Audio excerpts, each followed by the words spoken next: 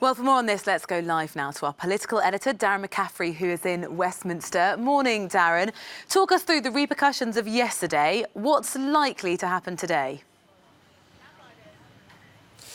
Well, you know what? If you thought Brexit could get any more extraordinary, it seems to do just that, almost on a daily basis. Yesterday, yet again, breaking through parliamentary precedent, etiquette, and also breaking records. I think Boris Johnson, the first British Prime Minister in more than 200 years to be defeated in his first vote in the Commons. But today we're going to see a battle play out, essentially between most MPs, it seems, who want to try and introduce this legislation to prevent a no-deal Brexit, and a government seemingly determined now to bring about an election. The problem, of course, for Boris Johnson, the British Prime Minister, is that in order to bring about that election, he needs 2/3 of MPs. And at the moment, he just simply doesn't seem to have the numbers. But he will continue to paint this as a battle between MPs trying to, what he would say, frustrate Brexit, and what he wants to see, he would argue, is the popular will of the public, i.e. to leave the EU on October 31st. Let's bring in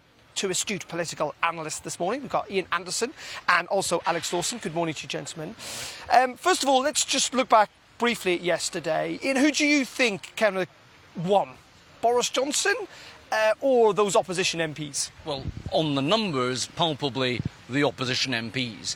And that opposition now includes 21, as of this morning, former Conservatives. They've lost the Conservative Party whip, in addition to a Conservative MP that, when Boris Johnson stood up in the House of Commons for the first time yesterday, walked across, a Tory MP walked across the floor of the House. So we now have a government that has a negative majority of about -40. Now, a government that doesn't have a majority just can't do stuff, whether or not it's Brexit, a finance bill. You need a finance bill to keep a government moving and spending and doing things. Look, an election is coming.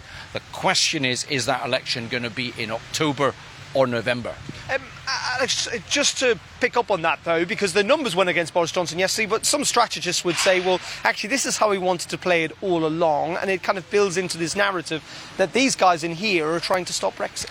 Yeah, the understanding of Conservative strategists is that for Boris Johnson to be able to deliver Brexit, he needs a majority in the House of Commons.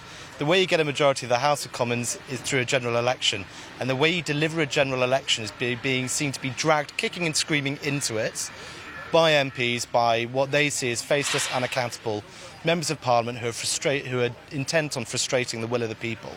But that is a big gamble. We saw what happened the last time, that Prime Minister called a snap election on the basis of Brexit, having been argued that she'd been dragged into it by opposition, and actually that went very badly for her. I was working for her at the time, and it's actually a very, very difficult campaign to run in practice rather than simply in theory. Isn't the truth, though, that, or just actually spell out what you think is going to happen over the next couple of days, are we going to see this no-deal legislation pass?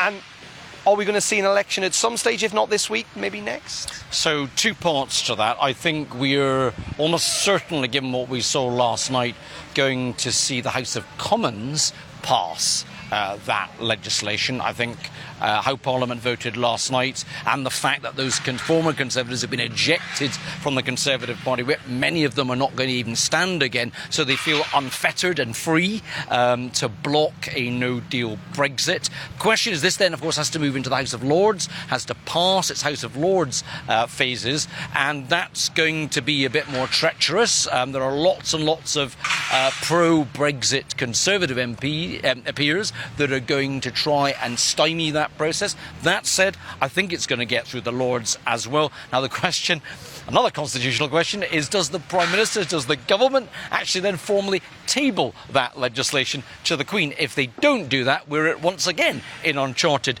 constitutional territory. The government today is also laying down a motion to try and create that general election that we've been talking about. That needs a 2/3 majority. Jeremy Corbyn was out of the traps pretty early last night, indicating that the Labour Party want an election, but only after that bill to block a no-deal Brexit is passed. So, look, I think it's more likely we're going to get that election in November. I mean, the thing is, it takes two to tango in terms of calling an election now under the Fixed Terms Parliament Act. And you've got an interesting question now for those former Conservative MPs who rebelled against the whip last night and are now independent MPs, which is what they do. And to an extent, there is a possibility, remote while it may seem, that they could end up siding more regularly, more often with the opposition in order to thwart the government, even when it wants a general election.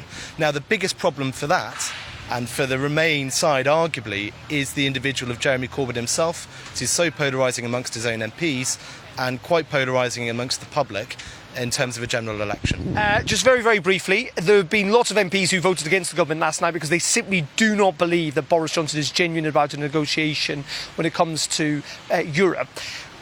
Will Britain leave the European Union on October 31st? Kind of yes or no? I think at the moment, no. I think yes. I think it's the most likely option, but we've seen so much has happened over the last few weeks, months and years, frankly, that you'd be a fool to put money on it.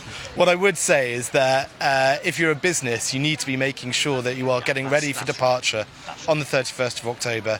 To do anything other is negligent. Okay, gentlemen, thank you very much indeed. Ian and Alex, thank you. Can I just add to that I don't know whether Britain's going to leave.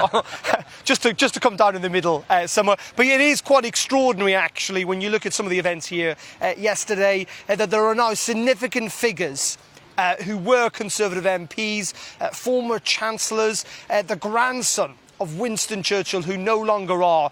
So much of this Brexit story ripping through British politics and more specifically also ripping through the Conservative Party too.